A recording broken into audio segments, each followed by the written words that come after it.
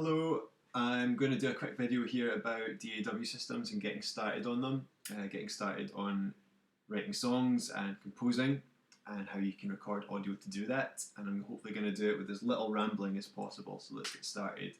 I'm using a DAW called Logic.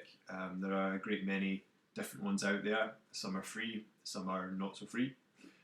They all do work in a very similar way, so it's not gonna be Logic specific here, even though I am using it to demonstrate. I know that this will translate to quite a lot of other different DAW interfaces as well. So as well as the computer, of course, the application itself, some sort of audio interface is needed as well to record audio. So this is what you would plug your instrument into before it goes into the computer. So I've got one which has a few different inputs on it, so I'm just making sure I've selected the right input 2, and that I've selected the right output so that I can hear the playback. I'll create the track. So I created an audio track there as opposed to I'll show you again, track. So as opposed to the software instrument or like an external MIDI or anything like that. And then it's come up at the side there, it's already armed and ready to record. Up here I've got all the information about the project, so it's got the BPM, the key signature and the time signature. I'm just going to leave those alone. I'm happy with 120. If you speed it up or slow it down, that'll affect how fast or slow the metronome click will be, which guides you through the project.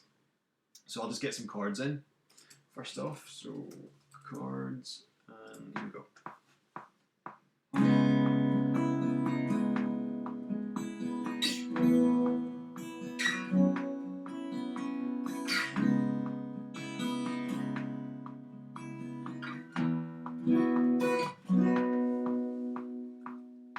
So in the video this might sound a wee bit rough because it's just going through my kind of room mic.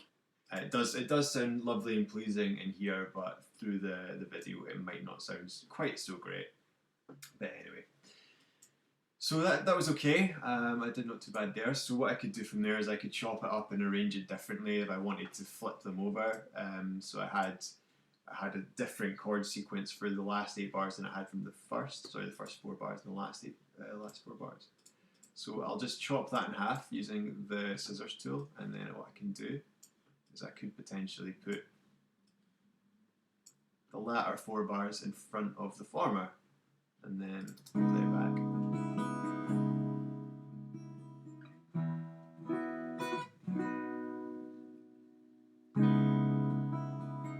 But I don't really want to do that. I think it sounded better the original way anyway. It's just a demonstration of how you can sequence and arrange your sound waves here.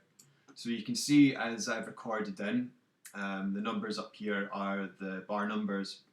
So I've recorded an 8 bar phrase, and each of these notches is the beat within each bar. So there's 4 notches to each beat because it's a 4/4 time signature.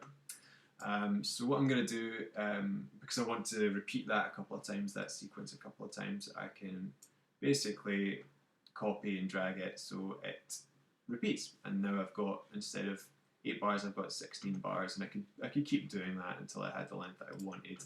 And then when I moved into a B section, I could just record from there. So maybe I would record something afterwards. So.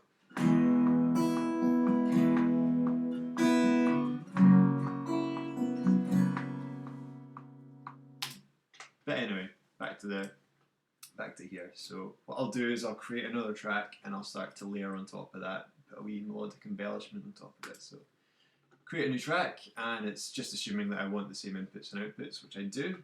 So it's armed and ready to record now. So when I press record.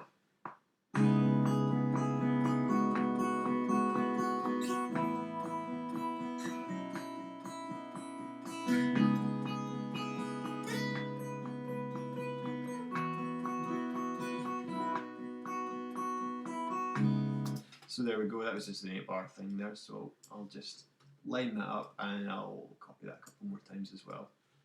Well, I won't bother doing it a third time, I'll just get rid of those at the end.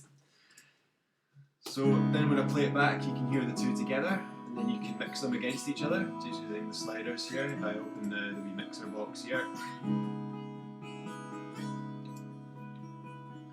So again, this is stuff that every DAW can do and isn't specific to the one I'm using. So I've got a couple of things going on there. So I'll call that picking, and then I will make a third track, and I'll do my melody line on that. So this could be the melody line that I intend to put onto another instrument or onto piano or voice or anything like that. But since I'm holding a guitar, I'll just do every idea on the guitar first of all, and then I can worry about that at a later date.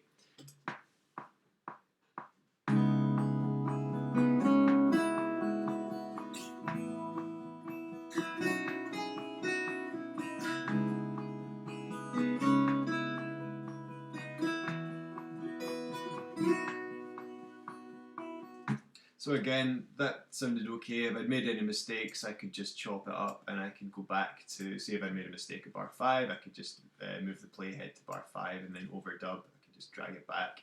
I could, with the scissors tool, I could cut and then delete the latter part, just whatever I wanted to do. What I'll do is I'll jump into bar 9 and I'll just record a bit more, maybe something else.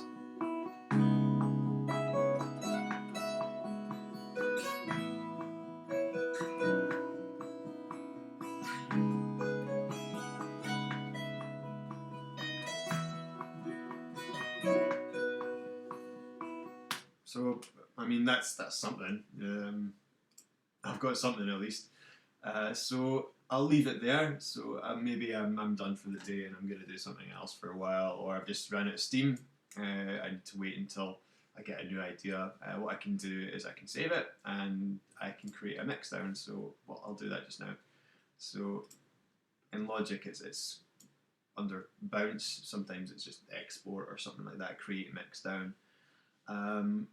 And then it asks you at the start, you have to select the start time and the end time. So I've only done 16 bars, so I'll make sure it starts at bar 1 and ends at bar 17, which it knows already. Click OK. I'll make this demo 6. So I've done a few of these today. And then, yeah, after a quick bouncing session, it's in my files, and then it should be in iTunes as well. So I can listen to it back, and load that onto my phone and listen to that in the go, and maybe a good idea will come to me. So beyond that, there's thousands of other things that you can use these for, but I'll end it there for now. So that's a basic idea of how you would use a DAW system.